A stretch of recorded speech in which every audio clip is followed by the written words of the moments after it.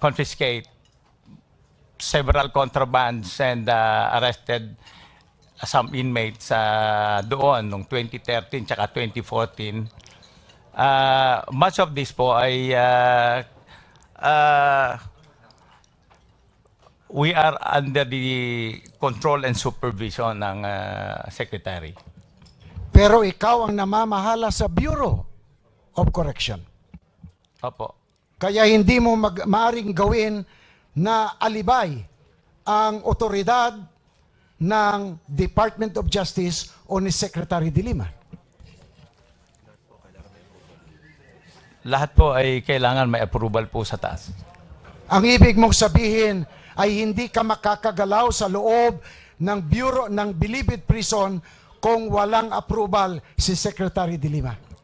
Meron po to a certain level. Kaya nga po sinasabi ko kanina na marami po kaming natrabaho doon, na confiscate ng mga contrabands to prevent proliferation of illegal activities sa loob noong 2013 po at saka 2014. May na-confiscate kayo pero hindi nyo pa rin nasugpo ang isang tao na si JB Sebastian. Tama po yan. Ngayon, pagkatapos ng ilang taon na hindi ninyo nasugpo si JB Sebastian na iisang tao, masasabi mo ba, General Bukayo, na natupad mo ang iyong tungkulin na sinumpaan nung ikaw ay itinalaga bilang direktor ng Bureau of Prison?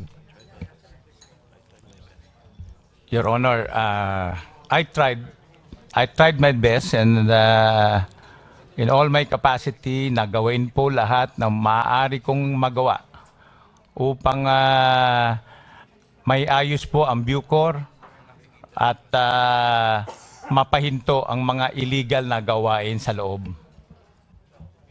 Kaya inamin mong wala ka nagawa? Marami po akong nagawa, Your Honor. Ang pagsugpo kay JB Sebastian.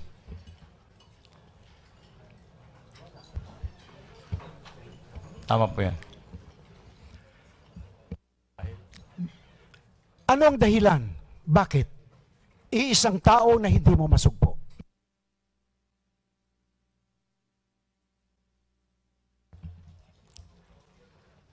Sa aking sa gawain, Your Honor, ako po ay nagplano ng Oplan Nomad upang ihiwalay ang mga high-risk and high-profile inmate.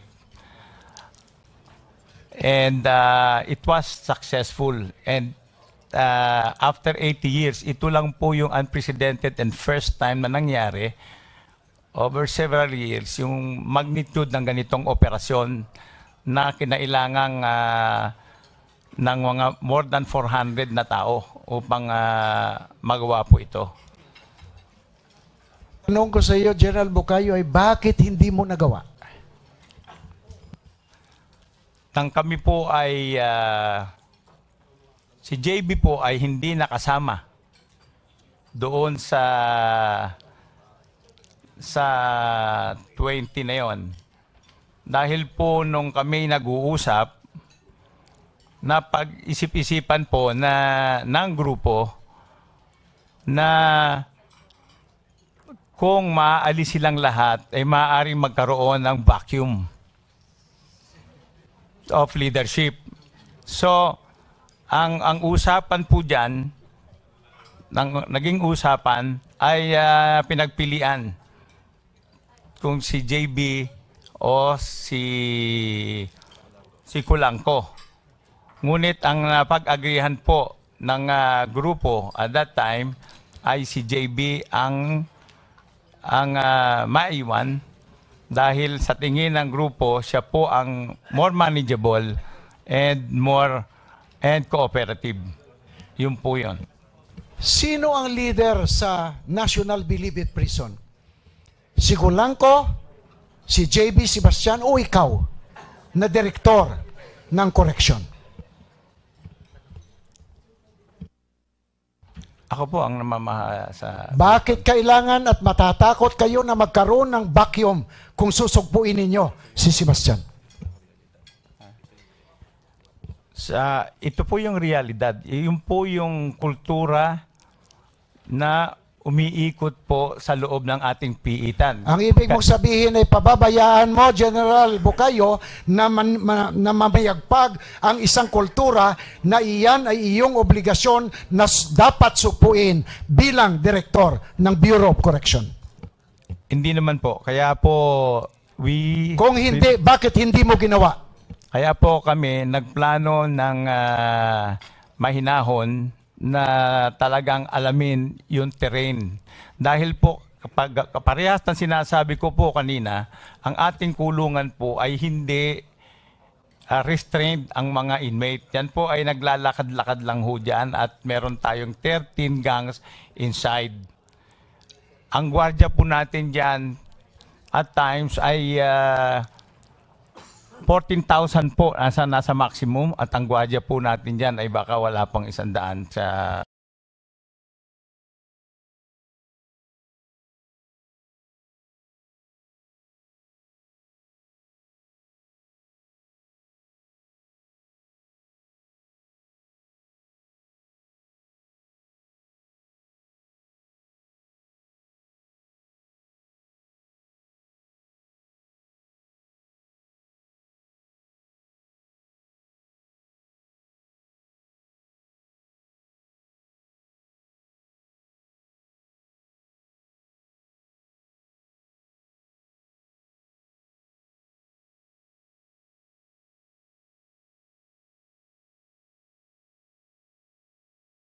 At illegal sa loob ng kulungan. marami pong pwedeng gawain. Bakit hindi ninyo ginawa? Ngunit ang isang malaking problema po kasi yung ating facility.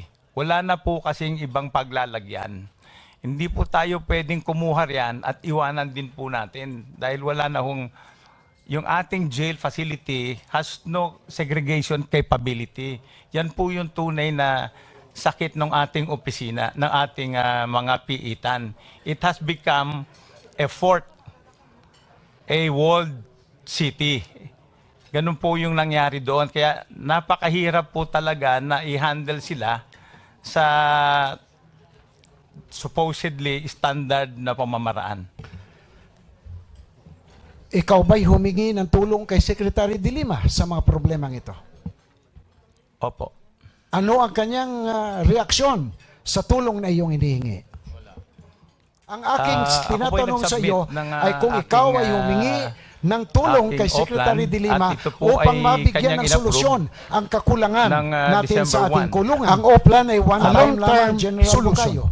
Ang aking tinatanong sa iyo, ano ang iyong hininging tulong? Ikaw ay humingi ng tulong ay tulungan po ako in 2 budget period. Ako po ay nagpunta sa mga at nagpatulong din po ako sa kanya na bigyan po ang Bucor ng budget upang makagawa ng kahit na small capacity jail na kayang magkulong ng mga 100 to 200 para po yung mga high risk, high profile inmate na nakaka-impluwensya doon sa general population ay ma-segregate po natin para upang sa ganon ay matigil ang mga illegal na gawain. Sa lahat po ito ng mga regional offices. Yun po ang hiningi ko sa kanila. Walang tulong na binigay si Secretary de Lima. Wala po. Kaya ibig mong sabihin na hindi rin tinupad ni Secretary de Lima ang kanyang tungkulin bilang Secretary of Justice upang maisaayos ang ating mga kulungan. Ang alam ko po ay isinabit din po niya yung aking mga request pero wala pong nabigay na suporta. Ngayon, General Bukayo, klaro na wala kang nagawa na sugpuin si Sebastian. Po yun sa ating nagawa na isegregate. Kung may nailipat ka na 19 sa NBI, bakit hindi mo isinama si Sebastian? Gaya po ng maagang nasabi ko na, sa matter of culture, dun po sa loob ng ating piitan. Dahil yung ating piitan po ay hindi direhas. Baka ho magkaroon ng riot pag nagkaroon po ng rush for leadership. Maaari pa ba silang mag-riot kung sila lahat ay nasa NBI? Yun nga ho ang problema dahil limitado rin po ang pwedeng i-accommodate sa NBI. Kailangan ba na meron silang kutsyon? Kailangan ba na sila ay nakakapaglaro ng tennis, ng basketball sa kanilang kulungan sa NBI na hindi mo maisama si Sebastian sa mga inilipat sa NBI? Sa katotohanan lang po, Your Honor, yung pag-iwan namin kay Sebastian, we were thinking at that time, yung interagency, na very temporary.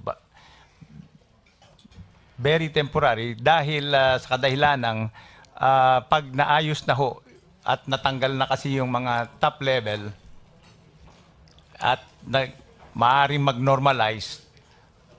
Kasi, Your Honor, at that time, pinagagawa ko pa ho yung Building 14. Ang tanong ko sa iyo, huwag mong sayangin, General Apo. Bukayo, ang aking oras.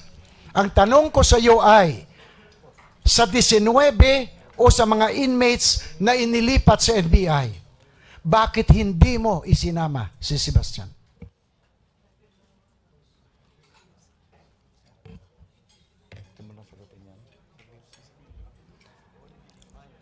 Your Honor, nabanggit ko na ho yung reason kung kanina, ngunit nandito po sa atin si General Villasanta na magbibigay pa ho sa inyong katanungan ng isang reason. Dahil Ikaw po ang dyan. tinatanong ko, General Bukayo. Opo. Ano Ako ba? ang espesyal na dahilan? Dahil ba siya ay favored na inmate? Ikaw ba'y may instruction na huwag siyang isama? Hindi po. Hindi po yun. Ako po ay wala po sa intelligence group at saka sa law enforcement na nagbuo po ng mga pangalan ng mga iyan. Ako po ang binibigyan lang po nila ng informasyon. So, gaya po ng sinabi ko, makapagpapaliwanag po ng additional yang ang PAOK dahil po sila po yung nagtrabaho po ng mga impormasyong tungkol diyan. Pero ikaw ang direktor ng Bureau of Correction. Pagkatapos ni Secretary De Lima, ikaw ang pinakamakapangyarihang tao dyan sa loob. Tama po yun. Ngunit ako po ay in working relation with the intelligence group na nagbuo po ng mga pangalan. Ano pa ang kailangan ng intelligence group dyan sa loob ng Bureau of Correction? It is a matter of including him. Kailangan pa bang tiktikan kung kailangan isama siya sa itatransfer sa NBI? Ang gaya po ng sinabi ko kanina, ito po ay consensus po ng grupo nung naiwan si JB. Ang grupo nito ay yung PAOK, NBI at saka DOJ. Ano ang kanilang dahilan at naiwan siya?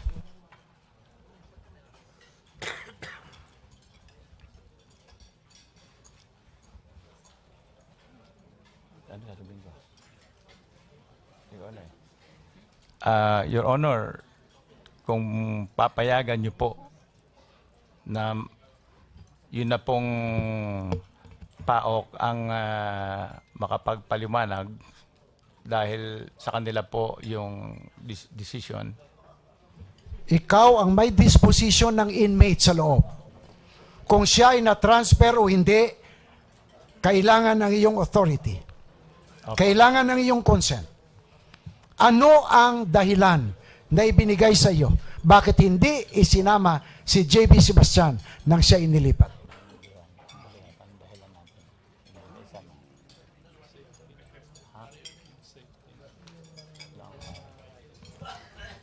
Your Honor, ang isa pang kadahilanan kaya hindi po naisama ito. General Bukayo, bago ka magpatuloy, huwag mong sasabihin na isa pang kadahilanan Apo. sapagkat wala ka pang ibinibigay. Yes, Your Honor. Ang yung una pong kadahilanan ay yung grupo po initially believed that JB is more manageable and cooperative. Yun po ang una po.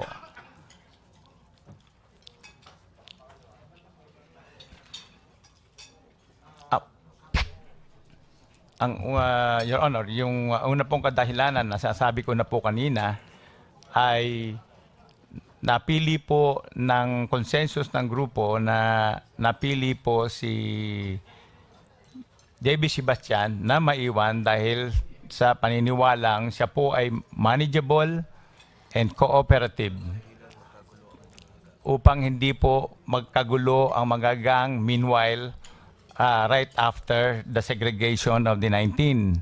Ang ibig mong Meron- sabihin, General Bukayo, ay pinaubayan ninyo ang kulungan kay JB Sebastian sapagkat siya ang pinakamakapangyarihan at pinaka-maimpluwensyang inmate sa loob na siya ay maaring sundin ng mga iba pang inmates.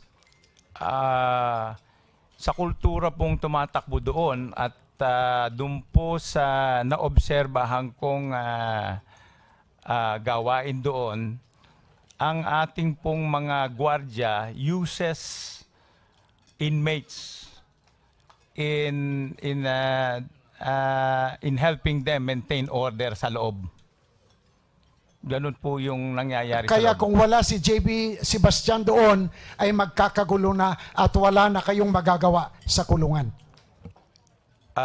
There's a great possibility po na magiging violent o magkakaroon ng rush for leadership pag wala pong nailagay na kung tinitignan nila na parang magiging leader. Kaya ipinaabot mo sa committee, General Bukayo, na walang kwenta kayo lahat sa sa kulungan dahil si JB Bautista ang inyong inasa, si JB Sebastian ang inyong inasahan. Hindi naman po sa ganon, Your Honor. Bakit kailangan nyo si Sebastian kung kayo ay may magagawa sa kulungan? Gaya po ng sinabi ko kanina, nang ako po ay dumating sa Bucor, nakita ko po na ang Bucor ay wala pong kakayanan. Pababayaan nyo ba ang kawalan ng kakayanan ng Bucor at pababayaan nyo ba na ang kulturang nandiyan dyan sa Bucor ang siyang magpapatakbo ng Bureau of Correction? Hindi po. Kaya nga po, gumagawa po ako ng mga paraan. Oh. Nyo itinransfer si Bautista sa NBI, si Sebastian sa NBI. Dahil ang dahilan ninyo ay siya ang sinusunod, cooperative at dahil sa kultura. Bakit pinababayaan ninyo na ang kultura ang mamayani sa loob ng Bureau of Correction? Yung pong pag-iwan kay JB ay very temporary lang po. We are trying to manage po yung situation at the moment. Bakit? Permanente ba yung mga inilipat nyo sa NBI? Your Honor, that is your last question. Hindi po. Katunayan po, at that time, ginagawa po yung Building 14. Doon po namin ilalagay itong aming mga sinegregate. At niraras lang po namin yan, kaya lang po, at that time, hindi pa ho tapos. I hear your explanation, General Bukayo, but this explanation are so flimsy. This excuse is lame. I cannot believe them. Thank you, Mr. Chairman. Thank you, Deputy Speaker. Kanina po, panay ang turo ni General Bukayo kay General Villasanta. Just on that point na gustong ipaliwanag ni General Bukayo, pwede bang marinig namin ang kasagutan mo, General Villasanta, even if you have not submitted your statement or affidavit to this committee? Your Honor, Please, go ahead. masasagot ko po sana itong ang katanungan. Before that, you also have a right to counsel Yes, para lang maintindihan mo. No? So, kung handa kang sagutin yan, please say it straightforwardly. Ang Mr. magiging Chair, before the answer, Mr. Chair, this would mean that this General Villasanta will be asked later kasi may precedent na siya na magsasagot siya ng question ngayon. So if I will be allowed later to ask this person, the committee chair allow me to ask this resource speaker? And we allowed him only on this point, no? So Only on this point. if it is something to expound on that, then perhaps. Pero kasi kanina yung explanation given by the majority, the Rules Committee Chair is that wala pang boundaries yung kanyang sasabihin. But ito naman, for this particular point, only on that point, we are requesting him to issue the clarification and to respond. Okay, thank you, Mr. Chair. ganito po kasi yun, Your Honor. Ang PAOK po, kami po ang gumawa ng intelligence package doon sa loob ng Bucor. Can we put him under oath, Mr. Chair? And for that point only? Okay, thank you. At ang dun po sa katanungan na yon, kung aking pong i-explain, I would, ipagpapaumanhin niyo po, I would respectfully request for an executive session. Mr. Chair,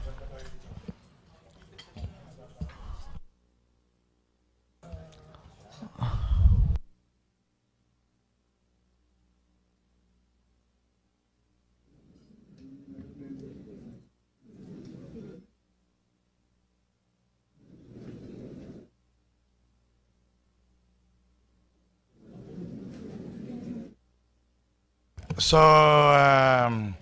sige, we will, so you're not ready to answer this at this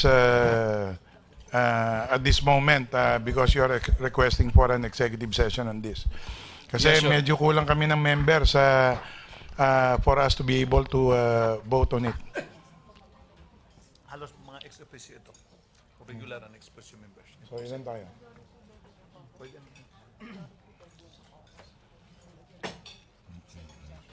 what is the specific question, Mr. Chair? Yung yung tinuturo ni General Bukayo na hindi niya masagot of the questions of Deputy Speaker.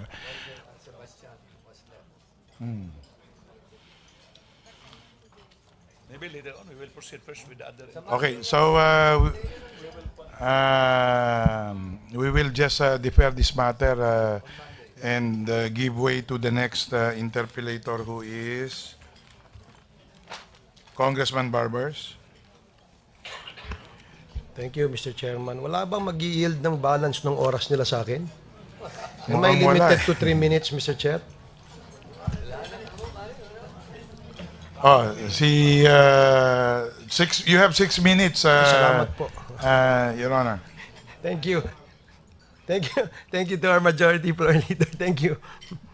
Hindi naman din po mahaba ito. Gusto ko lamang po magkaroon ng clarification. Didiretsuhin ko na yung tanong kay General Bukayo. General, kung di ako nagkakamali, 2 taon ho kayong direktor ng Bucor. Tama po? Yes, Your Honor. From March 2013 to December 2014, prior to the December 15 raid of Langalugad, kayo ang director, di ba po? Opo. Doon sa period na yon, bago ho ni raid yung Bucor, ano hong mga reforma ang na-institute nyo dun sa Bucor? Maraming pong salamat, Your Honor. Kaya na sinabi ko kanina, unang-una po rito, I embark on two trust. Yung isa, capacitating Bucor, dahil talaga yung opisina po ay for decades wala pa nangyari. General, with all Opo. due respect, no, kasi yung sinasabi nyong capacitate, in Opo. theory lang ho yan eh. Opo. Ang gusto namin, anong ginawa nyo to Yes. stop, anong programa ang ginawa nyo nga para mapigilan ho yung paglaki ng sistema ng pagbibenta ng droga sa loob, Opo. pagpasok ng kontrabando, Yes. pagpasok ng jacuzzi, TV, droga, baril, lahat to pumasok doon during your time eh. In fact, sinabi nyo nga ho dito sa inyong affidavit sa paragraph number 10, number 6, no, in-enumerate nyo dito yung mga nakita nyong problema Opo. ng Bucor nung pumasok Na kayo. inabutan ko po. At inaabot nyo yan, sabi nyo pa nga, decade-long problem na ito. Yes. Sinabi nyo, existence of kubol Yeah. and VIP system among inmates. Anong ginawa nyo ho doon? Opo. Unang-una po, meron ang isang ginawa po natin dahil na gaya na sinabi ko, parang fort na ho yung loob. I tried to limit the movement. So ginawa ko po quadranting. Hinati ko po sa 4 yung So in other words, may dinismantle kayong kubol. Opo. Meron kayong dinismantle Dismantle na na kubol. kubol. Meron kayong... Hinati po namin yung ginagalawan nila instead of they being able to move around the whole 9 hectares. Hinati po natin sa 4 yun. And I designed and started to build Building 14, which is a standard jail na ito po may rehas na. Pwede po dalawang tao rito. Nung ginawa po natin yan, it can house at least mga 56 inmates. Yung Building 14. Hindi lang ho yan umabot dahil nung ni-raid na yan, hindi pa ho natatapos kaya sa NBI muna nalagay yung 19. Also, nagpalabas po tayo ng mga maraming policy limiting the entry of our personnel sa loob. Ang tawag po namin dyan yung no duty, no entry. So, pinagbawal ko ho na ang mga personnel natin ay hindi ho pwedeng pumasok doon nang wala silang duty. Aside from, nabanggit ko kanina, yung very basic data po ng Bucor, wala pong computerized inmates record. Meron lang po sila noon MS-DOS. Kaya po hindi natin mai-project kung sino po ang lalaya sa susunod na buwan at sa susunod na buwan. So, kinomputerize po natin yan at kung saan-saan pa namin kinuha po yung mga record niyan at nang makomputerize po natin yan, inabot po ako ng 1 year and 2 months. Dahil po yung mga record niyan ay parang mga crackers na ho at kulay brown na. And then we encoded it and then that made it easy to identify and to determine kailan lalaya. And this produced about 81 inmates na napalaya po natin na overstaying. 81 inmate po ang napalaya natin dyan. I also streamlined yung pasok po ng mga volunteers. Marami po kasi dyan RVOs or Religious Volunteer Organization na pumapasok na kaliwat kanan. There are about 300 volunteer organization that come in and out doon sa loob. At minsan yan po ang source ng pagpasok ng mga kontrabando at mga prostitution. So when we streamline that, about 130 were banned from entering the facility. Okay. So, ito po. General, the reason why I allowed and I gave you little time para ma-explain mo kung ano yung mga nagawa mo. Yes. Kasi hindi ka nagkaroon ng pagkakataon kanina. No? Yes, So Your Honor. meron ka naman palang nagawa. Meron po. Pero sa aking nakita at nabasa sa iyong affidavit, no, tingin ko parang you have incriminated yourself in your affidavit eh. Kasi parang alam mo kung ano yung mga problema, alam mo kung ano yung persistent na mga illegal activities dun sa loob, and yet wala kayong nagawa. Perfect example ho dito yung pagpasok ho ng mga kontrabando. Opo. Paano ho nakalampas sa mga mata nyo yung jacuzzi, TV, aircon? Paano ho yun? Una. Paliwanag nyo nga ho sa amin. Unang-una po, hindi po natin alam kung pumasok po yan. Sabi ko nga po, Teka. Hindi mo alam kung pumasok yan? Hindi mo ba nakita na meron doon sa loob? Ma-explain ko lang po. Ako po ay sa panahon ng nakaraang administrasyon, pang-apat lang po akong director dyan. And 3 years after tsaka lang po ako pumasok. And kaya Nung nga po, pumasok ka, alam mo na meron na. meron na po. Anong ginawa mo, General? Yun nga po, we conducted a lot of operations dyan. Ako nga po ang nagpatanggal dyan ng yung golf carts na dinatnang ko na, tinanggal ko na lahat yan.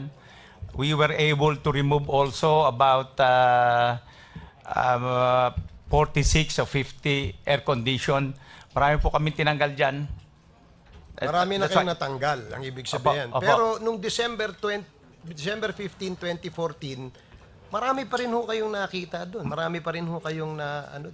Tama po yun. Yung time frame na kung saan simula nung nag-umpisa kayo magtatanggal niyan, Opo. it took you more than a year or almost a year Opo. para umabot kayo doon sa Oplan Galugad na kung saan mas maraming mga kontrabando kayong nakita doon. Mas marami pa pong nakuha after nung 15 December 2014, yung subsequent na operation po dyan, mas marami pa pong mga armas at kontrabando ang nakuha. Either confiscated or surrendered. Kaya May po, nag-surrender ho. meron din po.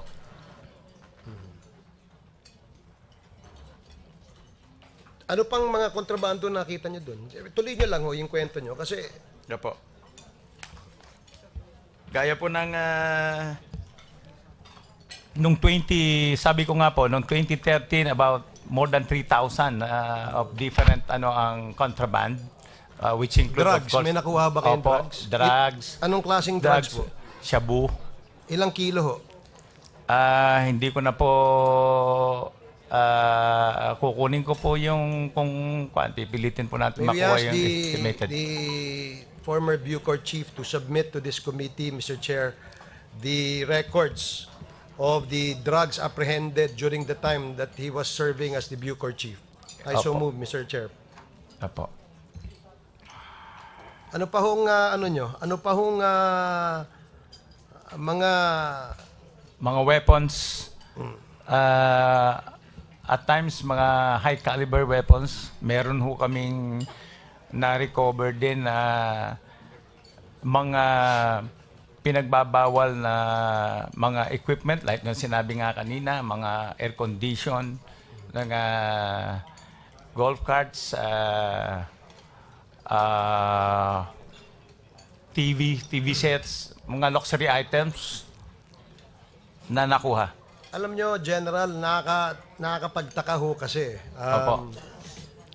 2 taon kayo doon. Yung first year nyo, marami kayong kanyong dinimolish na kubol, pero meron pa rin naiwan. Yes. At ang what is surprising is yung naiwan, yung mga kubol ng mga big-time drug lords. No? Opo. Pangalawa, maraming mga kontrabandong pumasok. Simula yung time na nag-grade kayo, marami pa rin naiwan dahil nakita natin yun nung nag-grade kayo nung December Yes. 15, 2014. Opo, Your Honor. Pangatlo, nangyayari yung mga concert under your watch. Ano ba ibig sabihin nun? Kayo ba, Your Honor. sa aking palagay, Mr. Chairman, Your Honor, with all these things happening, it only means one thing, no? Either you are grossly incompetent in your job as a Bucor chief, or perhaps you are on the take, which is which. Yun lang yung punto ko dun eh. Wala po doon, Your Honor. Sa totoo lang po, kung ako po ay nandyan, dadalawa lang po kaming tao dyan na naisama ko dyan dahil yung iba ay naalis. Gaya po na sinabi ko kanina, yung opisina po yan, opisina po ng Bucor ay wala na po tayong maasahan na makakatulong. Yung pong NBP is being run by a superintendent. So yung Yung po superintendent can do actions without your approval. Tama ho ba yun? Meron po siyang level na dapat Kagaya po ng ano, pakipaliwanag po. yung pong kung meron pong nangyayari Kagaya ng concert. ng concert na yan, So dapat level po lang yan, ho ng superintendent yon. dapat opo. Hindi nyo ho alam na may concert. Opo, dapat ako nasabihan po niyan. Kasi ho, so in all these concerts na nangyari, kasi sa isang affidavit na basa ko, every Saturday merong program eh. So Yes, sir. if these are concerts that are held in Bilibid every Saturday, wala kayong alam doon kahit isang beses? Yun po yung superintendent ang nagmamanage po niyan. Ito ho yung Colonel Eli. Hindi po. Sino po yung Schwarzkopf, superintendent? sa totoo lang po, I reshuffled the superintendents in NBP 7 times. 7 times po ako nag-reshuffle niyan ng mga superintendent dahil po diyan sa mga nababalitaan na yan. So ang resulta nung pagkakaroon ng concert sa loob ay yung pagre-reshuffle nyo ng mga superintendent. Tama po ba? Kaya nyo sila nire-reshuffle dahil nangyayari yung concert. Opo, iniimbestigahan natin. Ilang beses ho kayo nag-reshuffle? 7 times po. Ibig sabihin, 7 times na kayo nagkaroon ng concert sa loob. Ay, hindi naman po. So bakit yung iba nare-reshuffle not just because of concerts being held Yes, Your inside? Honor. Yes, yes, So yung mga ibang ano. So are you telling this committee na yung mga superintendents na under sa'yo na gumagawa ng mga kalukuhan dahil walang approval mo, sabi mo, ang nagiging parusa nila ay yung kanilang yung pagre-reshuffle nyo sa kanila. Tama po ba yung aking analysis? Yes, Your Honor. At hindi lang po yun. Sa katotohanan, ako po'y nagsuspinde ng 116 inmates at saka nag-dismiss po ako ng about 13 personnel dyan. Sabay-sabay why were these people dismissed, General? For one reason or another, karamihan po ito ay yung pong mga katiwaliang mga nangyayari po doon, gaya na sinabi ninyo. So dahil dun sa mga katiwalian, ang ginagamit nyong ang kanilang penalty ay yung kanilang reshuffling. Reshuffling, So, suspension, dismissal. Sinasabi nyo sa amin lahat dito na kahit isang beses wala kayong alam na may nagkaroon ng concert doon? Meron po. Anong concert po yun? There was once na a communication na galing po sa DOJ which requested our comment tungkol po dun sa awarding ng platinum ni Colanco. Yung bang mga existence na mga kubol, Opo. hindi ba yun enough basis para alam mo rin yon, Jen? Yes, Your Honor. Doon sa pagkakaalam mo, ilan ho yung kubol na nando doon sa loob during your watch?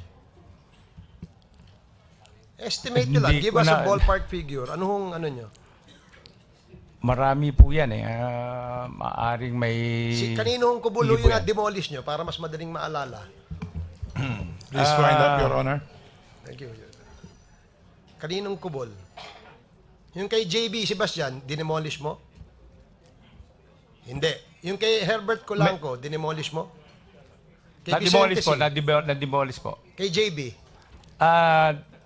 Na-demolish din po kasi order ko po yun sa superintendent and there was a report dahil superintendent na na-demolish nila. So yung mga high-profile inmates, yung mga alleged drug lords inside sa Bilibid, yung mga kubol nila, sigurado kayo na-demolish nyo. Yes, Your Honor. So meron ho kayong records niyan. Meron po. Paki-provide nyo nga ho ang Yes. aming committee tungkol dun sa Yes, Your Honor. dun sa mga listahan ng mga kubol kasi mukhang pag alis nyo bumalik ulit eh o hindi kaya parang hindi yata na demolish lahat eh. Last point, Mr. Chair. I was told, General, na meron palang MOA ang MOA to all the jails in the country ang PIDEA. Itong MOA na to was asked for your signature and was submitted to you in April of 2013, kung hindi ako nagkakamali. Familiar ka doon sa MOA? Tama po, Your Honor. So, nung April 2013, nung pag-upo nyo, Apo. no, kasi March kayo na upo, di ba po? Yes, Your Honor. Nung April, binigyan kayo nung MOA. Anong ginawa nyo sa MOA? Pinirmahan nyo ba ito? Yes, Your Honor. Ako po ay kagad gumawa nito at isinabit ko po dahil lahat po ng MOA kailangan na-aprubahan po. So, nung binigay sa DOJ. inyo, pinirmahan nyo agad at ito'y inano nyo. Nilagay po sa... Mr. Chairman, I was told that there were several attempts to follow up with General Bukayo, Apa. his signature in this MOA. Opo. Unfortunately, I was given a record that the MOA was only signed in 2015. 2013 ho yung MOA nasa inyo, 2015 nyo ho lang pinirmahan. Tama po yun. These are months before. Ba't sinasabi nyo kanina na pinirmahan nyo agad? Ganito po yun, Your Honor. Pinirmahan nyo o hindi? Pinirmahan ko po yun and recommended it pinadala ko po sa DOJ. Gano'ng katagal nyo ho bago pinirmahan? I must admit, Your Honor, when we were following this up, dahil po nag-uusap po kami ni dating PIDEA diyan, dahil natatagalan yung Oplan Greyhound po yan.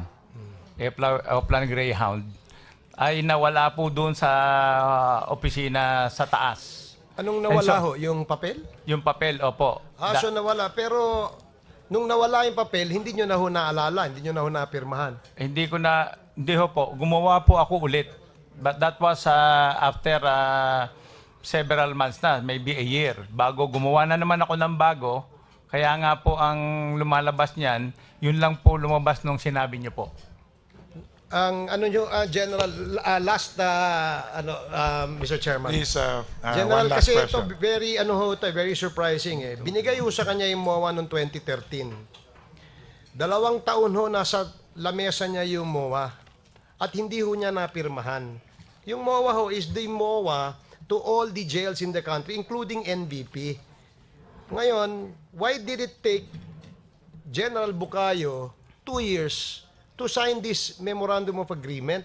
Na alam nyo naman, ang purpose ng MOA ay para pagbutihin ang management ng ating mga jails. In fact, I was also told, Mr. Chairman, that there were several attempts and several follow-ups made to his office, and yet he ignored all these follow-ups.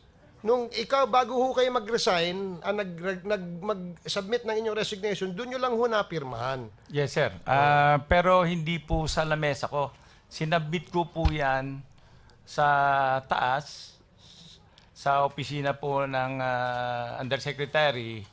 Pero follow-up book kami ng pa-follow-up doon, nawala po yung papel. And so, I have to make Napaka-inefficient it naman again. ho pala nung papel nyo. At medyo, ibig sabihin, yung binigay sa inyo yung papel na yon, you know very well that this is a very important piece of Yes, document. And yet, you did not act on it. Tapos ngayon, ang rason mo, nawala yung papel sa lamesa nyo. Hindi po. Sinabit, Your Honor, ako po ay inaksyonan po namin kaagad yan. At sinabit po namin sa opisina ng Department So of ang ibig mong Justice. sabihin, nung pinasa ho sa inyo yung MOA, ipinasa nyo sa DOJ. Opo. Kay Secretary. Opo. At hinintay nyo yung action ni Secretary. Dahil po lahat ng MOA ay kailangan dadaan po sa Secretary. I am not familiar with the procedure, Mr. Chair, kung totoo nga bang dumadaan kay Secretary. But just the same, I just was surprised to find out that it took 2 years before General Bukayo, who's supposed to have signed that document the moment he received it, ang tagal ho bago na ilabas. So, yun lamang, naubos na Thank ho you. yung oras ko.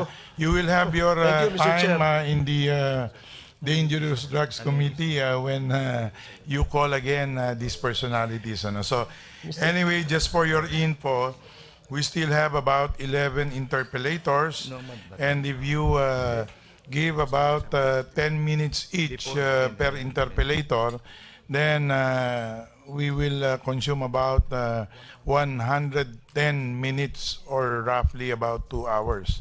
So that is, it's 7.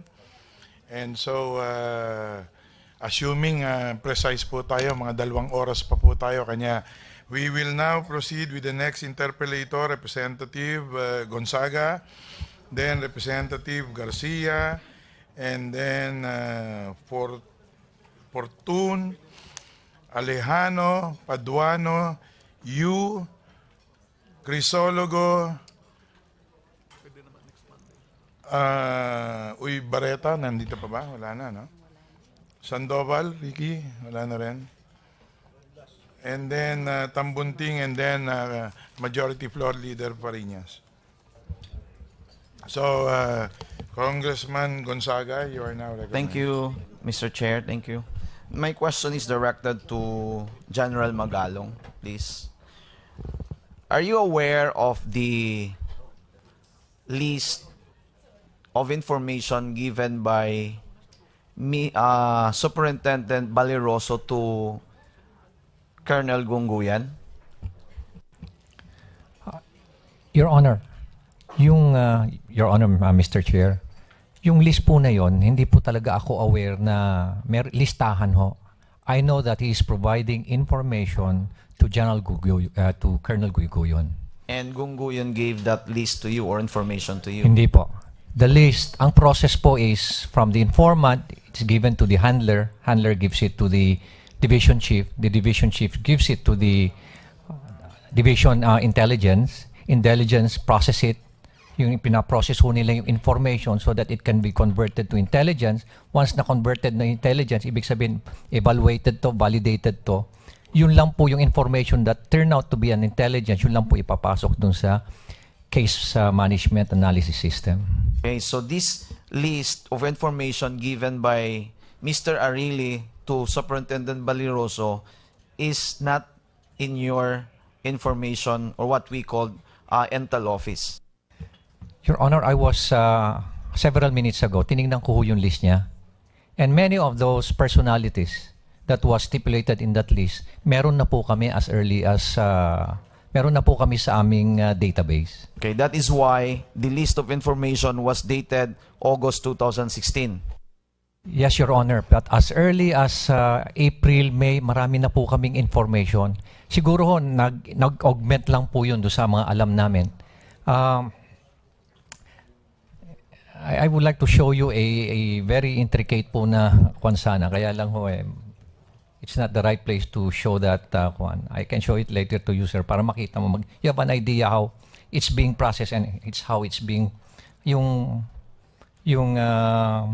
end product, makikita nyo ho doon. Can we ask the committee to tackle the proposal of General Magalong in a executive session? Not now.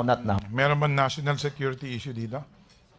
It's a very sensitive document, Mr. Chair. Okay, so we have 2 now to cover on executive session. Okay. May I proceed, sir? General Magalong, do you consider NBP as a command center for drug proliferation? Absolutely, Your Honor. So from NBP, may order to NBP, then pagbalik supply na to different parts of our country? Yes, Your Honor. Lahat na magiging o tumatanggap ng illegal drugs ay meron na ho kayong information dyan, Ms. General Magalong? Not necessarily po. Not necessarily. But essentially ho, substantial na po yung alam na rin po namin na sistema. Yung process nila, yung system, yung communication flow, yung flow ho ng delivery, kahit pa paano ho, substantial na rin po yung alam namin. And we have enough actionable intelligence to launch an operation in NBP with the help of the different agencies. So, nakasama ho namin. Okay, thank you po. I will direct my question to General Bucayo. Sir, you mentioned earlier that when you were asked who made the decision to not to transfer JV Sebastian to the NBI facility, ang sagot niyo po, consensus ng grupo. Whom are you referring to? Yung PAOK po, Your Honor, PAOK, NBI, Bucor, and DOJ. When this group decided not to include JB Sebastian, at that time, was the then secretary of the DOJ part of the group who decided not to transfer JB Sebastian?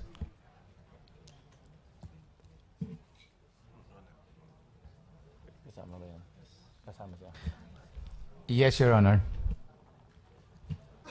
Ultimately, it was the then secretary who decided not to transfer JB Sebastian. Yes, Your Honor. You were asked earlier who decided not to transfer JB Sebastian. You refused to answer. Now, it is clear that ultimately, DOJ then secretary was the one responsible in making decision not to transfer JB Sebastian. Am I right, General Bucayo? It was the consensus of the group and was recommended to the secretary and she approved. Your Honor. Thank you po. I would like to ask my question to the good secretary. Sir? Okay, thank you po. Secretary Aguirre. There was a statement, press release from Secretary De Lima or Senator De Lima, considering or stating that JB Sebastian is an asset of the government. What is your take of this, Honorable Distinguished Secretary? Thank you, Mr. Chair. I could not believe it. In other words, it is not only an afterthought. Why? First, if JB Sebastian is an asset, why is he the king in the illegal drug trade? Secondly, it is not the business of the Secretary of Justice to have assets. It's the business of investigative agencies like the NBI, PDEA, Bureau of Immigration. Thirdly, if Sebastian was really an asset, bakit mo hindi isasama yan dun sa 19? Ano makukuhang informasyon mo yan kung ihiwalay mo? And of course, gagawin mo bang asset ang alam ng lahat na siyang favorite mo? So, it's a lot of bull. Okay. General Bucayo, do you consider JV Sebastian as part of the illegal drug trading, selling, delivery, and distribution inside the NBP? Yes, Your Honor. As I am informed by the PAOK, Your Honor. Do you have your answer is by way of an information? Do you have your own personal observation to that effect that JV Sebastian is indeed engaging in trading, selling of illegal drugs inside the NBP? Your Honor, aking nababalitaan lamang. Gaya po ng sinabi ko, wala pong kapabilidad kasi ang Bucor.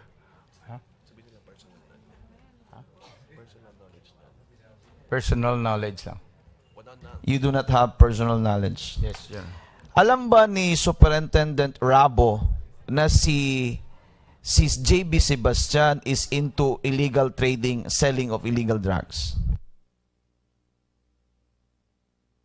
I do not know, Your Honor. You do not know.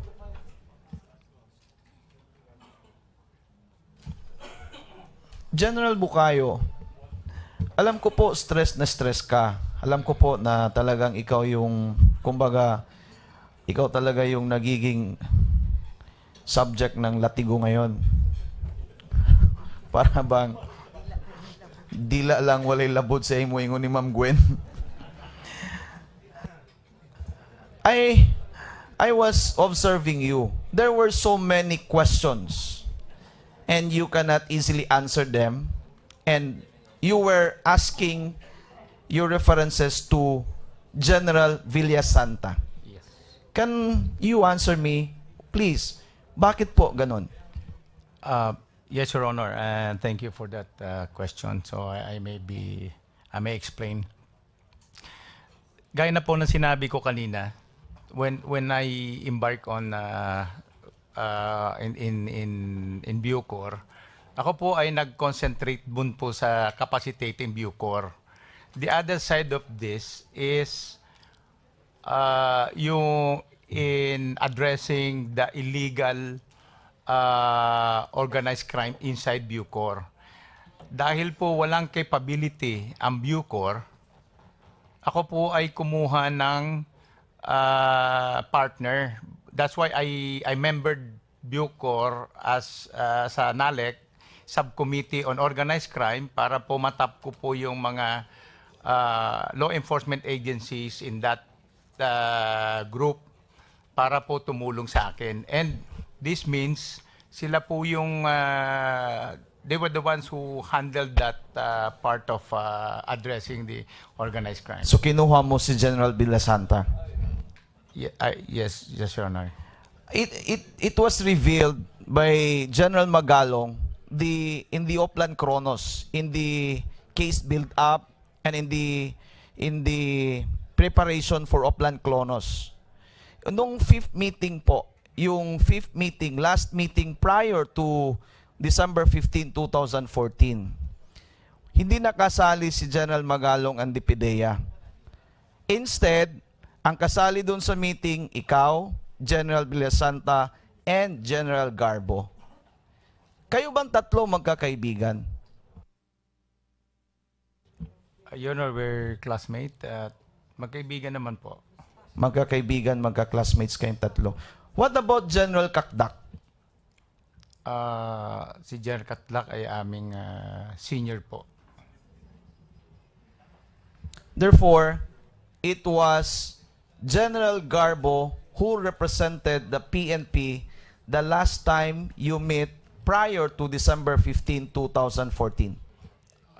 Your Honor, ang talagang na-invite po ng DOJ dyan ay ang DILG.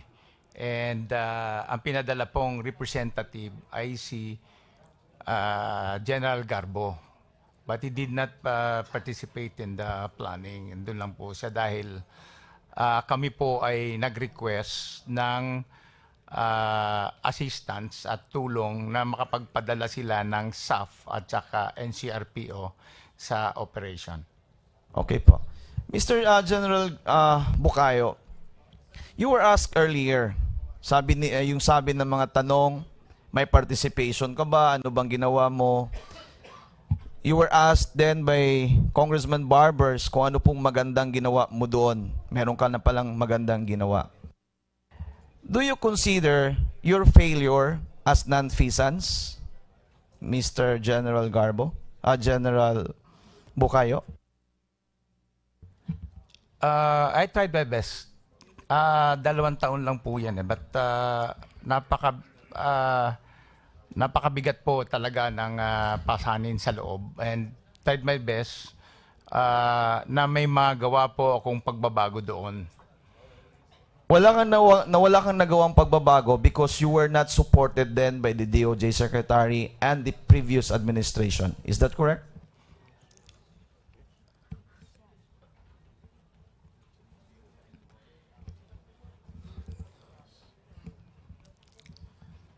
We would like Yes, Your to Honor. put on the record, Mr. Chair, that the witness has Yes. almost 7 seconds before he answered in the affirmative. My last question po, tungkol po, I direct my question to General Asuncion. Maganda po yung pamalalakad ngayon sa NBP. Bakit po? Because, first of all, the Secretary of Justice is very supportive as well as the President, Your Honor. Ibig ba sabihin, there is a big difference as to manner of support, financial, and whatsoever sa previous administration compared to your administration in the NBP? I don't have any figures on the past administration, Your Honor. I was still then with the Philippine National Police when during the time, and it's only now that I can categorically say that we at Bucor are receiving quality support from our superior officers, Your Honor. Kaya mo bang buwagin, General Asuncion, yung mga kubol na special o mga VIP treatment dyan in your administration? Please wind up, Your Honor. Yes, Your Honor. Ibig sabihin, because of the support of this present administration and the present Secretary of DOJ, wala ho yung problema yung gobyerno to dismantle, remove, or any manner unpuzzle the proliferation of illegal drugs in the NBP. We can do it, Your Honor. So sa ngayon, wala na ho pong trading na hindi na ho naging command center ngayon ang NBP. Thank you, Your Honor. That will be your last question, please. Well, sir, with the installation of the new jammers at the new Bilibid prison, at the building 14 of the new Bilibid prison, I am pretty sure that the illegal drug trade within the new Bilibid prison was cut significantly. Yes, Your Honor. Thank you for the extension, Mr. Thank Chair. you.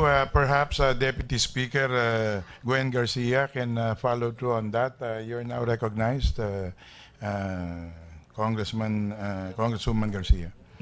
Thank you, Mr. Chair. If I may, this first question, kung pwede, hindi ko naman ito itanong sa ating mga resource persons, but the Chair himself. Pwede hindi mo muna itong i-minus sa aking precious time? Mr. Chair, it was settled... Please continue. We'll cross the bridge when we get there. This is directed to the Chair, so I hope that this will not be counted against my precious You have time. a question to me? Yes, Mr. Ano po Chair. yun? We had decided earlier that we would be holding our next hearing On Monday. this coming Monday, and there was a certain assurance that perhaps J.B. Sebastian would know, might be able. There was a, hindi That was naman the 100%, commitment of the yes, Secretary of Justice. that J.B. Sebastian, if he is medically fit, might be presented. If that is right, Mr. Chair? That's Mr. Yes. Chair, that's right. If Sebastian is medically fit and the doctor allows it, then he will be here Monday. Well, throughout this entire hearing, there are really two superstars as far as the often mentioned names are concerned. J.B. Sebastian, and now I must vocalize the question that is probably in several minds that is being asked, as well as our audience that has stayed with us all these long hours. Would we know if, Mr. Chair, Ronnie Dayan would also be presented if only the chair has... Nga pala, no? Mamaya, before we end the hearing, we will have to deal with Ronnie Dayan, who failed to appear despite the subpoena issued. So we'll cite him in contempt and then order the arrest. Thank you, Mr. Chair. And now my 3 minutes start. My first question will be directed to Mr. Durano. We go to your affidavit. Palihog, magbinisay anay lang ta. If it's okay, Mr. Chair. Anyway, these are all in Tagalog. For as long as you will translate, Your Honor. Yes, Mr. Chair. I refer to paragraph 9. Palihog imo, basahara palihog. Paragraph 9.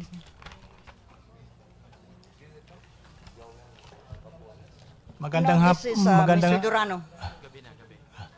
Mayong gabi po, Your Honor. Nagkaroon ako ng magandang pakikisama kay Jaguar habang siya ay nasa Building 11. Sa kanyang negosyo, nagsimula siyang kumuha ng 2 kilong shabu mula kay Peter Ko at 2 kilo mula naman sa ilan pang Chinese. At ito ay pinapaikot niya kada 2 weeks. Lahat ng shabu ay galing sa labas ng kulungan at pagpoproseso ng mga order ay nangyayari naman sa pamamagitan ng contacts mula sa loob at labas ng kulungan. Ang alam ko ay walang gumagawa ng shabu sa loob ng NBP. Ngunit lahat ng transaksyon at mga order mula sa mga boss ay galing dito sa loob at pinaparating na lamang sa kanilang mga tao sa labas gamit ang cellphone. So imo nahibaw-an wa gyoy gihimo nga shabu sud sa NBP. Opo, Your Honor. Now my question is, nahibaw ba ka ug duna bay mga shabu warehouses sa Visayas ug Mindanao? Naa, Your Honor, pero dili warehouses na galing sa Chinese. Please translate. I asked if there are existing warehouses, shabu, laboratories or warehouses in the Visayas because he's specifically from Cebu And the answer as well is? as Mindanao. And the answer is? Wala po, Your Honor. Wala Pero po, ang pero magkaroon meron po. man ng warehouses doon, yung bumibili galing dito sa Maynila. Katulad ni Jaguar, pag kumukuha siya ng 50 kilo, doon na yan, gagawin na niyang warehouse doon para sa tao niya. So saan kinukuha yung 50 kilo? Dito po, sa Maynila. Pag lumagpas ka na kasi ng 20 o 30, ang sistema ng padala doon, sa sasakyan na lang po, yung buong kotse. And yung paragraph 10 mo, you are referring to Kerwin, gusto mo take over sa Western Visayas, sakto ba? Hindi siya gusto mo take over, gusto siya magnegosyo doon. Yes, mo negosyo. Pero Albuera man kaha ni, so dili ni Western. Eastern Visayas ni. Oh, Eastern. Okay, so Yung i-correct tingali ni. buong Region 8 ang gusto Region niya. 8 is Eastern Visayas. Yun po, Your Honor. Thank you. Can I go to Arile, please? Paragraph 10 sa ano mo? Meron ka yung Annex A. Ito pala. Annex A, may I refer to the first paragraph in the last, before the last sentence before number 2. Basahar, pwede mo bang basahin?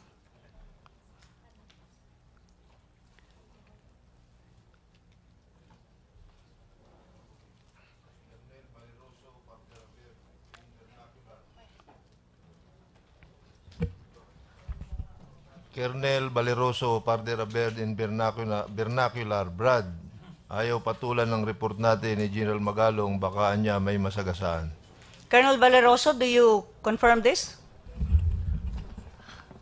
Your Honor, yun lang ang nasabi ko sa kanya because I cannot divulge to him the real story from the CIDG. But you referred to General Magalong saying na ayaw niyang patulan ang report because may mamasagasaan.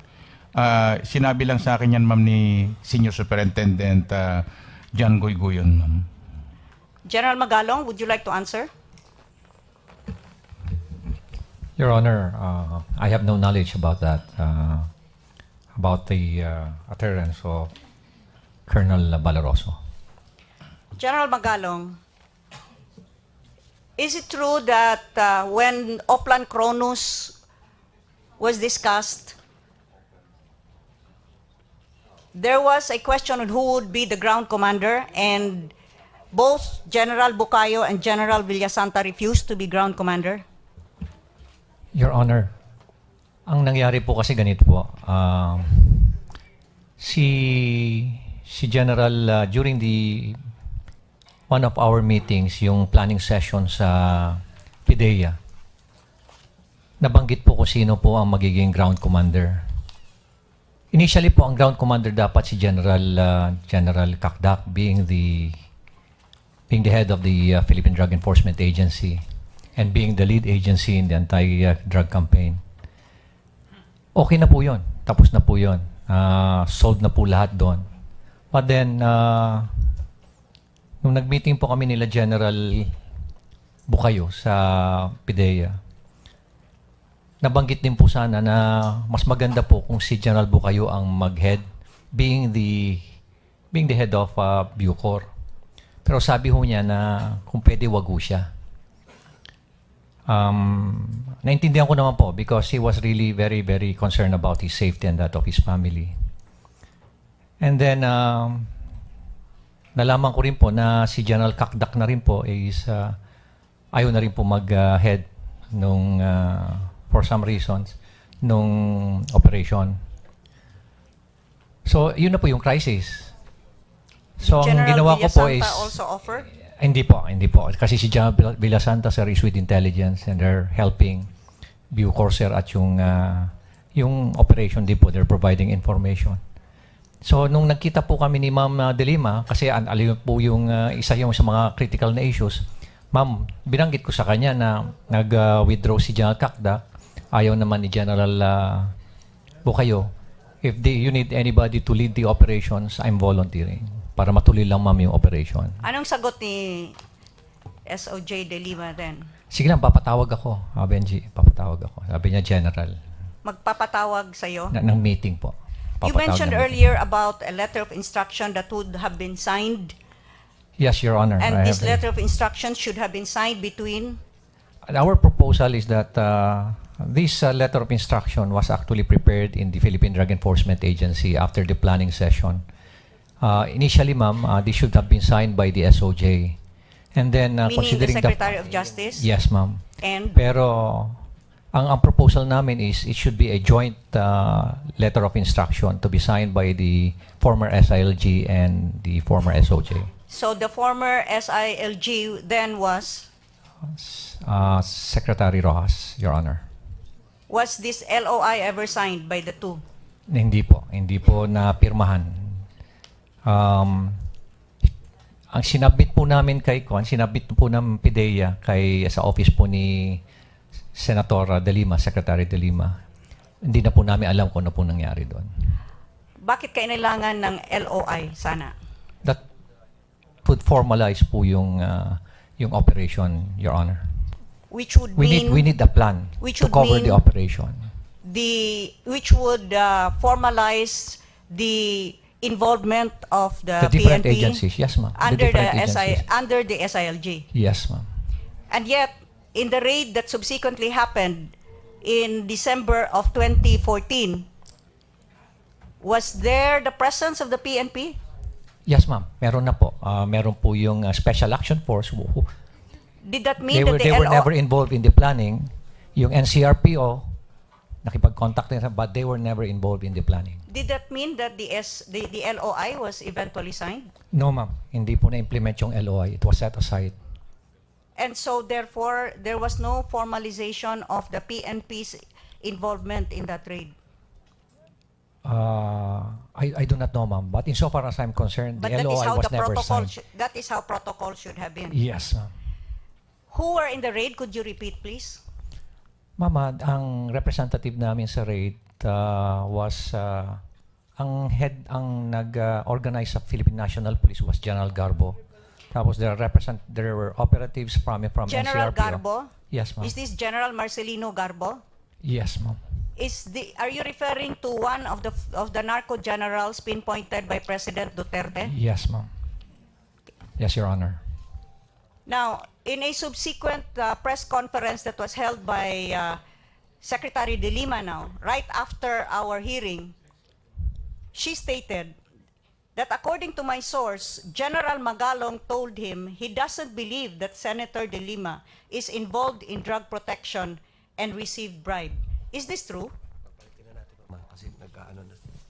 Your Honor, during that time, before I heard the testimony of the different witnesses during the first hearing, syempre, ma'am, in the absence of any piece of evidence that would, implicate the secretary, the senator, wala po ako naniniwala. Hindi po ako maniniwala basta-basta. But you, by Senator De Lima, right after the hearing that we had, whereupon the testimonies were already given as presented by the Department of Justice. Your Honor, my utterance was done before the hearing. So would you like to perhaps put a sense of time or perspective to the claim of Senator De Lima in that particular press conference that you, General Magalong, apparently told her source that you do not believe that and I quote, Senator De Lima is involved in drug protection and received bribes. Yes, Your Honor. That was before the hearing, Your Honor. Would you like now to Yes, correct Your Honor. that statement? Definitely, Your Categorically? Honor, yes. Would you now believe that perhaps after hearing all of these testimonies, I still have to go over all the testimonies, Your Honor. As an investigator, kailangan ko pa tingnan mabuti. I understand, but what would be your position now? Definitely, you would take back this statement. Ma'am, Ma'am, kung ako po yung investigator, hindi po ako magbibigay ng judgment na the senator is already guilty of, getting of her involvement in drugs.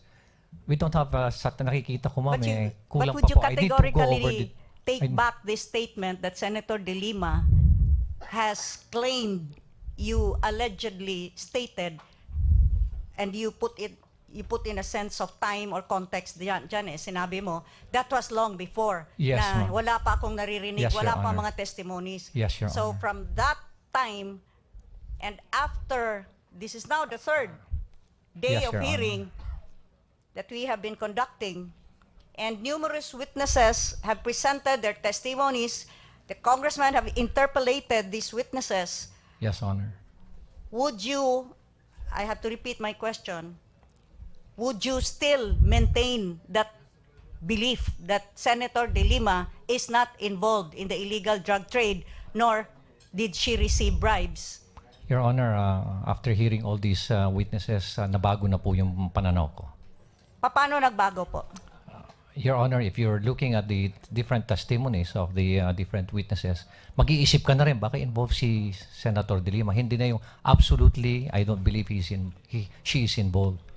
Pero ngayon, mag-iisip ka na rin, baka involved nga siya. Bakit ganito na yung mga testimony ng mga witnesses and personal knowledge ng mga witnesses? But if you ask me, Your Honor, if categorically I would say guilty na siya, I won't say that, Your Honor. Well, that's good enough. Would you tell me what Agaw Bato is? Your Honor, your Agaw Bato is a scheme of law enforcers wherein, in the guise of a legitimate operation, by applying for a pre-operations report, they have a specific target, usually a high-profile Chinese personality, drug suspect. Susundan ho nila yan, they conduct surveillance.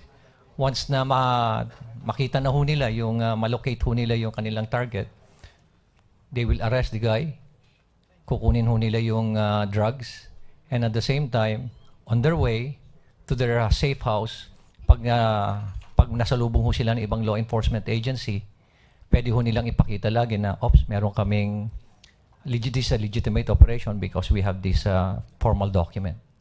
Pag wala naman hong sumalubong sa kanila na ibang agency, dire-diretso na ho sila sa safe house, doon na ho nila paghahatihan yung kanilang yung mga drugs ho na nakuha nila. At the same time, pwede rin ho nilang ipatubos ho yung Chinese na nakuha nila doon sa sindikato mismo.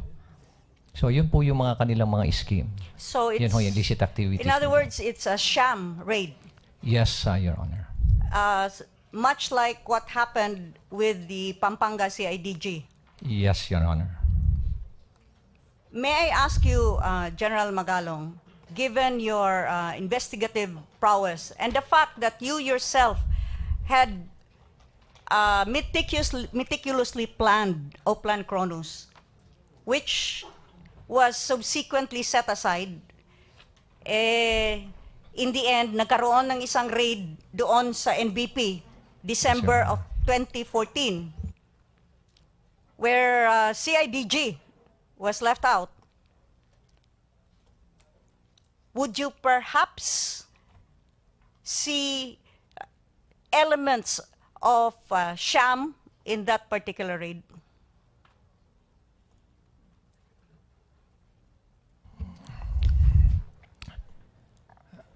Your Honor, I cannot, at the moment, I do not like to speculate, Given the personalities involved and the still inexplicable fact that Oplan Kronos, which preceded the other two, Oplan Galugad and Oplan, ano pa ba yun? Nomad, which in fact this preceded the other two Oplans, a rather mysterious setting aside of Oplan Kronos and mysteriously omitting the presence of CIDG, and then without an LOI signed by both Secretary of Justice and the Secretary of the DILG, suddenly the PNP makes an appearance, not following protocol, in that particular raid. Lo and behold, headed by the identified narco general, Marcelino Garbo. Madam Deputy Speaker, your time is over, but the chair will give you additional 1 minute for you to wind up. Thank you very much, Mr. Chair. Mr. Chair, Your Honor. Would you say, and my question was, given all of these, and we add right now claims that instead of the 1 million plus supposed to be money that was recovered, in fact, there are now claims that the amount could have reached 300 million, including dollars and jewelry. Would you say that that particular raid, headed by the DOJ with the NBI, with General Garbo, together with General Bucayo and General Villasanta, General Bucayo, who had in fact asked you not to proceed with Oplan Kronos because, and I will quote, Benji, kung pwede, huwag mong i-raid yung NBP. Benji, mamatay ako. Delikado ako dyan. These were your exact words. And yet, General Bucayo participated and in fact was in that raid. If I may recall, in the initial planning stage, the NBP was really omitted from the planning because NBP was really, as my colleague has said, and admitted by you, the considered command center. So my question is, would you, just by all of these strange circumstances put together, would you say that the December 15, 2014 raid at the NBP have the elements of a sham raid? Madam Deputy Speaker, your additional 1 minute is over, but the good Director Magalong will have to answer her last question. Mr. Chair, Your Honor, I would insist that I would refrain from speculating. I have insufficient data to pass judgment, Your Honor. I'm really very sorry. Well, thank you, General Magalong. But I think we've heard quite a lot. Okay, thank you very much, Madam Deputy Speaker. Before we will proceed, the committee will have to address one administrative matter.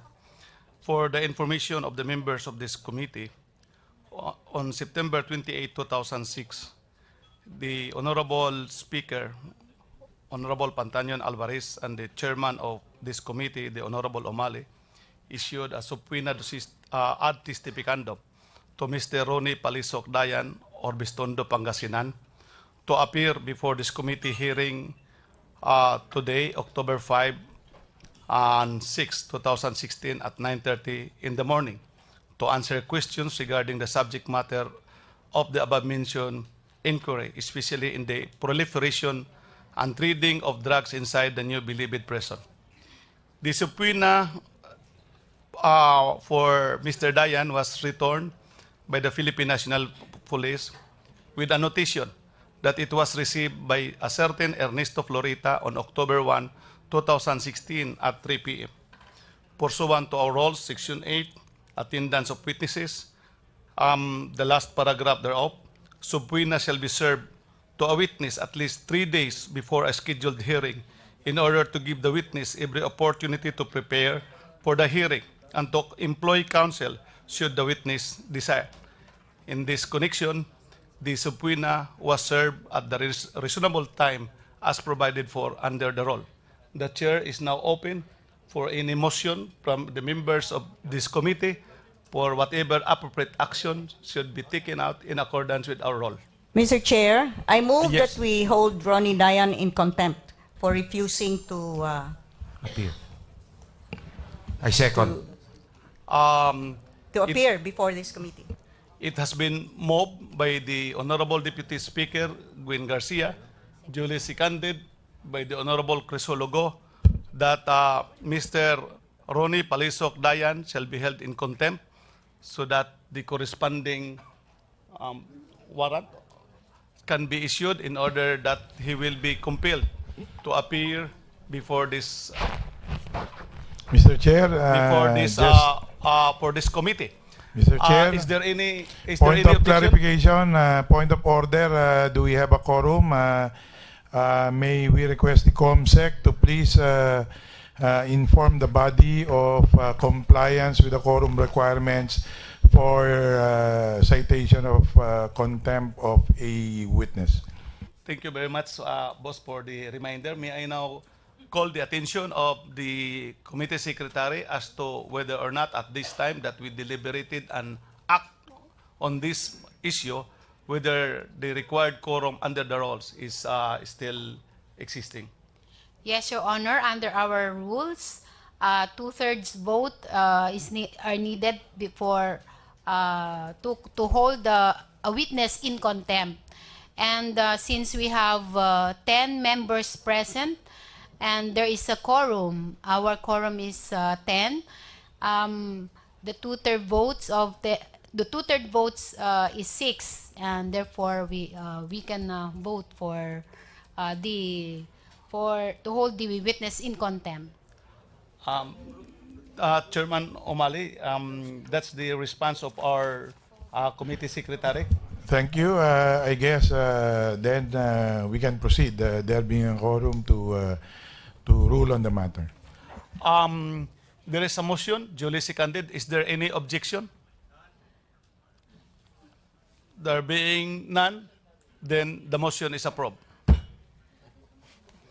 So, shall we proceed now? What is the order, Mr. Chair? The order is that pursuant to the approved motion,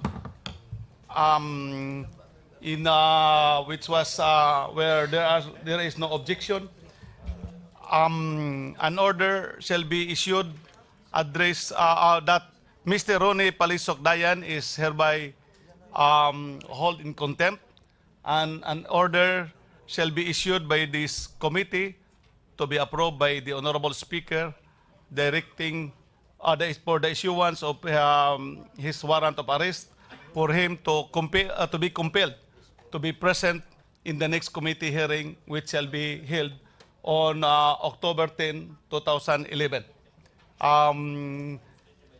We have here our majority floor leader. May I ask for his guidance if the action of the committee and the order of the chair is in consonance with our roles and the practice of this august body?